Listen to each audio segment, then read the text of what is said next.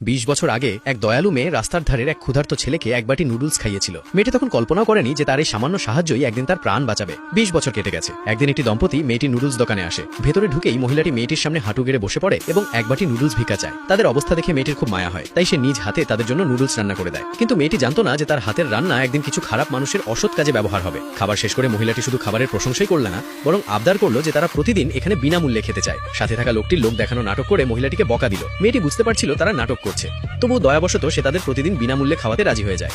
দম্পতিটি খুব খুশি হয় এবং বলে যে তারা এই উপকার কোনোদিন ভুলবে না। মেয়েটি আসলে কেবল অসহায় মানুষের সাহায্যই করতে চেয়েছিল। কিন্তু 3 মাস পর সেই মহিলা হঠাৎ অনেক মানুষ নিয়ে দোকানে হাজির হয় এবং সবাইকে বিনামূল্যে নুডলস খাওয়ানোর দাবি করে। এত লোক দেখে মেয়েটি ঘাবড়ে যায়। সে মহিলাকে আড়ালে নিয়ে বলে যে এত মানুষকে বিনামূল্যে খাওয়ানো তার পক্ষে সম্ভব নয়। কিন্তু মহিলাটি জেদ ধরে বলে যে যেহেতু সে বিনামূল্যে খাওয়ানোর কথা দিয়েছে তাই এখন খাওয়াতেই হবে। মেয়েটির স্বামী আর সহ্য করতে না পেরে তাদের বাধা দেওয়ার চেষ্টা করে, কিন্তু মহিলাটি তখন তাদের আসল ষড়যন্ত্রের কথা মনে করিয়ে দেয়। আসল ঘটনা হলো 3 মাস আগেই একদল অসাধু চক্র জানতে পেরেছিল যে মেয়েটির দোকানে বড় কোনো বিনিয়োগ হতে চলেছে। তাই তারা এই দম্পতিকে পাঠিয়েছিল যাতে মেয়েটিকে হেনস্থা করে দোকান থেকে বের করে দেওয়া যায়। যদি তারা মেয়েটিকে দোকান থেকে তাড়াতে পারে তবে তারা $50,000 পাবে। মহিলাটি টাকার লোভে এই কাজ করতে রাজি হয়েছিল। মেয়েটি জানতো না যে ব্যক্তি তার দোকানে বিনিয়োগ করতে চেয়েছিল সে আসলে সেই ছেলেটি যাকে সে 20 বছর আগে সাহায্য করেছিল। নিজের পরিশ্রমে সে এখন একটি বিশাল কোম্পানির মালিক, কিন্তু সে আজও সেই মেয়েটিকে খোঁজা থামায়নি। সে চেয়েছিল সেই এক বাটি নুডলসের ঋণ শোধ করতে। ওদিকে দোকানে মেয়েটিকে একদল লোক ঘিরে ধরে আজে বাজে কথা বলতে থাকে। এমনকি কিছু লোক অজ্ঞান হওয়ার নাটকও শুরু করে। বাধ্য হয়ে মেয়েটি রান্নাঘরে গিয়ে তাদের জন্য নুডলস বানাতে শুরু করে, কিন্তু সে যখনই অন্যদিকে ফেরে তখনই সেই লোকটি সুযোগ বুঝে খাবারের পাত্রে কিছু একটা মিশিয়ে দেয়। এরপর মহিলাটি তৎক্ষণাৎ মিডিয়াকে খবর দেয়। কিছুক্ষণের মধ্যেই রিপোর্টার এসে লাইভ শুরু করে দেয়।